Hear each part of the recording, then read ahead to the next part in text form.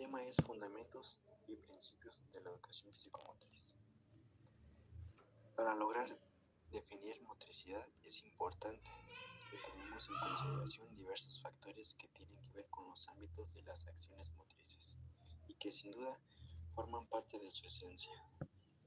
Primero que nada, actividad física es toda aquella manifestación motriz realizada y que se encuentra orientada a su ejercitación, perfeccionamiento y su mayor optimización. La educación física, siendo esta la consideración del tratamiento pedagógico de las conductas y actitudes motrices del sujeto. El deporte está considerado como una configuración social que ha adquirido distintas manifestaciones motrices.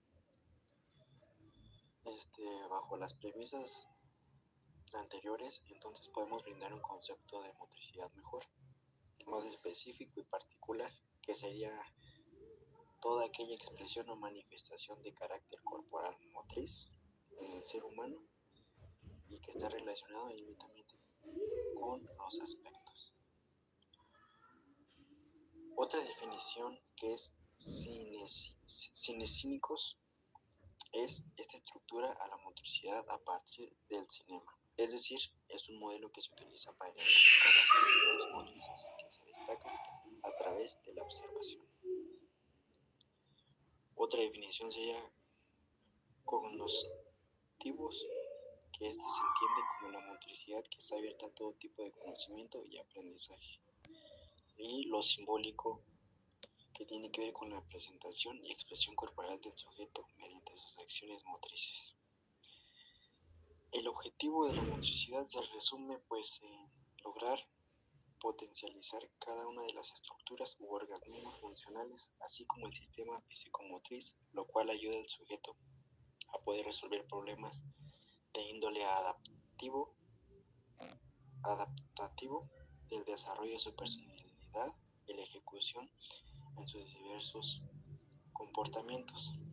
Los elementos de la motricidad entonces pueden ser como concretados en los aspectos que ayudan al sujeto a integrar las interacciones cognitivas, emocionales, simbólicas y sensomotrices en la capacidad de ser y expresarse en un contexto social.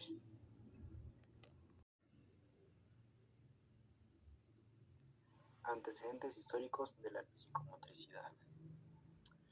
Bueno, a lo largo del tiempo la noción del cuerpo ha tenido diferentes concepciones, desde las civilizaciones antiguas como en la griega, egipcia, las primeras civilizaciones chinas o niponas, hasta la época actual. En un principio se consideró que el cuerpo solo es como un recipiente, es decir, como una guardia para el alma y el espíritu, sin importarse. Fue hasta la época de Descartes cuando se consideró al cuerpo como una parte del ser humano, como algo más que un recipiente. Sin embargo, seguía siendo un antecesor del espíritu, por lo cual seguía dividiendo el yo en dos cuestiones. También el término psicomotricidad surge a comienzos del siglo XX por estudios realizados en neuropsiquiatría, lo que también nos dice que las concepciones del cuerpo fueron cambiando a lo largo del tiempo, ya que hasta el siglo XX que empezó a estudiar como tal. Los primeros estudios fueron los neurólogos, motivados por la necesidad de comprender las estructuras y funcionamientos del sistema cerebral. Posteriormente, al querer estudiar los factores patológicos del ser humano, el cuerpo fue estudiando por las psiquiatrías dudas las investigaciones en este siglo.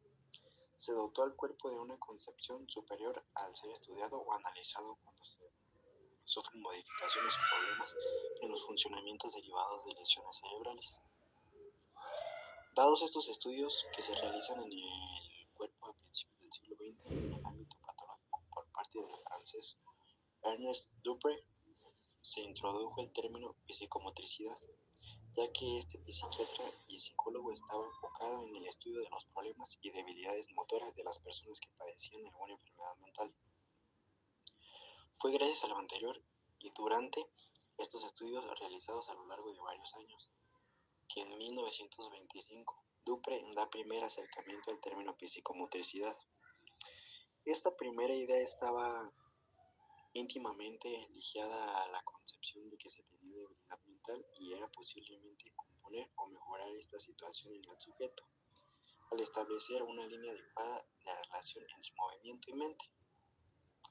Esta idea fue mencionada en 1925 en un estudio profundo de psicópatas. Aquí se dio cuenta que al entender más los desórdenes mentales de estos enfermos, podía establecer la estrecha relación que existía entre las anomalías físicas y los desórdenes motrices de los individuos, la cual es la forma más clara de identificar el vínculo entre el movimiento y el pensamiento. Dupré estableció sus ideas sobre los problemas y al hacerlo, estas pasaron sobre otras ciencias, en las cuales se encontraron la psiquiatría, la pedagogía o la psicología de la genética, solo por mencionarles algunas. También en el ámbito de la psicología, Wallum es uno de los psicólogos que más ha influido en el término psicomotricidad, al haber trabajado durante bastantes años con niños que presentaban retraso o procesos mentales y anormalidades en su desarrollo motor.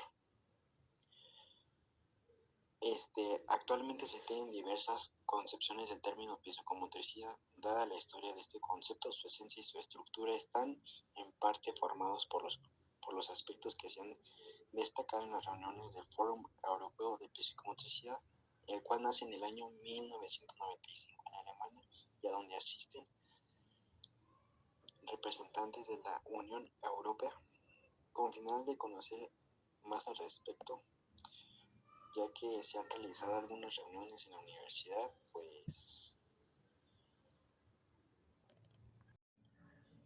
la motricidad, los factores sociológicos.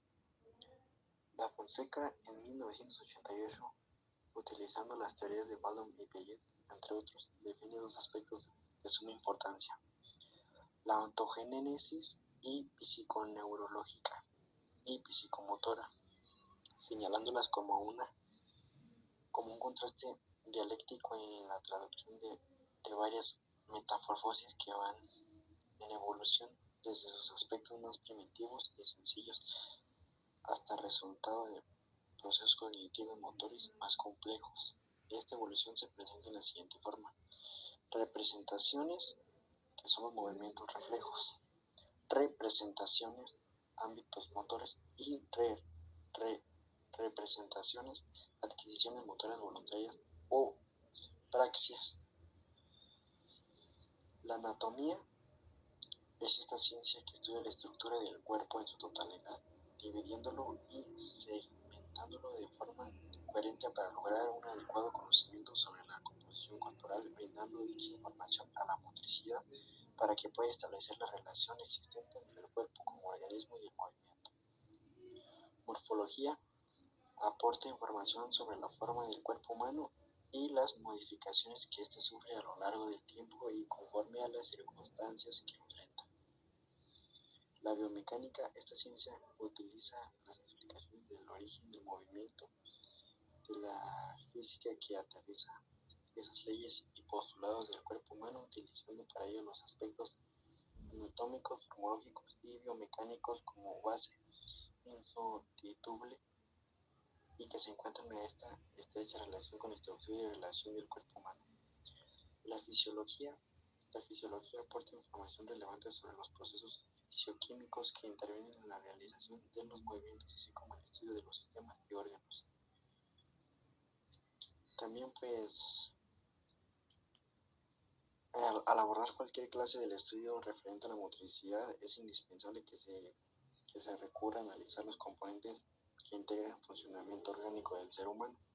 Las diferentes disciplinas que estudian el movimiento también pueden centrar su atención en las consecuencias derivadas a dicho movimiento. Sin embargo, no es el punto de partida.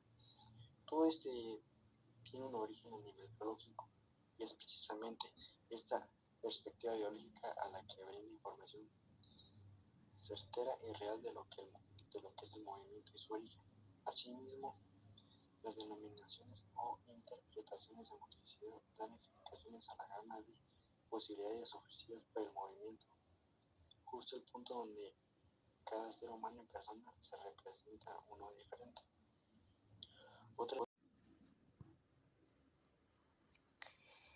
La motricidad y los factores biológicos. La biomotricidad es la rama de la motricidad que está enfocada en el movimiento en todas sus dimensiones y los aspectos biológicos del sujeto. Este aspecto de la motricidad, además de considerar el movimiento como medio para consecución de objetivos, también se enfoca en los factores biológicos del ser humano que se ocupan y son necesarios para lograr y realizar cualquier movimiento. Hay algunos factores a considerar y estudiar. Son anatomía funcional, neurología, análisis de la acción motriz y formas básicas de movimiento. Expresiones motoras primarias.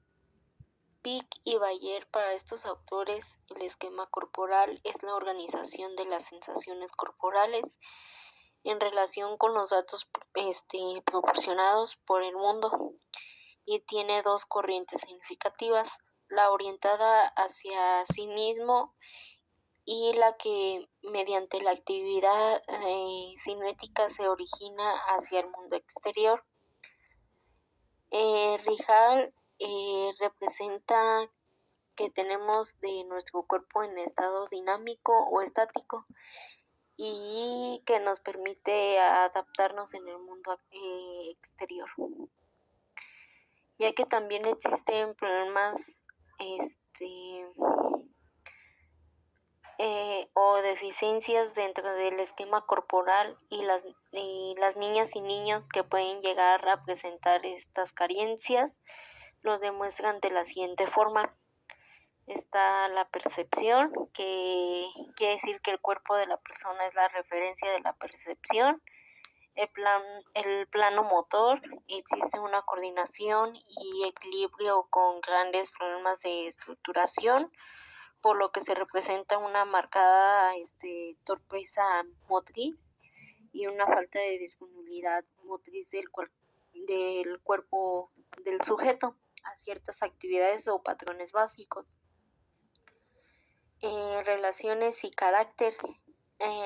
Sus actividades pueden estar en peligro de presentar aspectos de índole ludomotriz y sociomotriz. En la escuela, el trastorno y el retraso del aprendizaje en técnicas como la lectura, lo cual es el producto de un mal desarrollo de la lateralidad, así como es de la coordinación gruesa y fina, que también existe problemas con el equilibrio, la percepción y la capacidad espaciotemporal. Esquema corporal y lateralidad.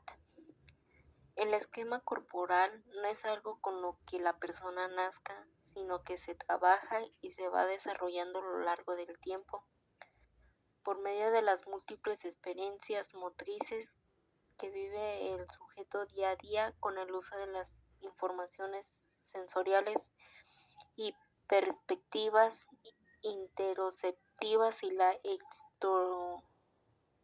extrospectivas. La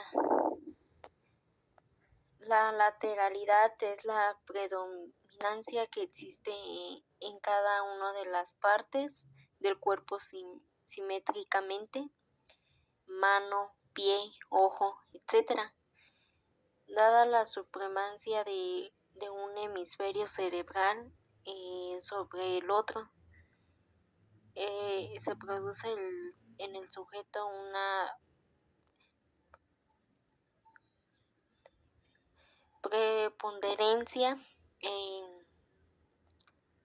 las habilidades funcionales en un lado del cuerpo, ya que existen tipos diversos de lateralidad, como son según la intensidad. Hay algunas clasificaciones que es zurdo, diestro, ambidiestro,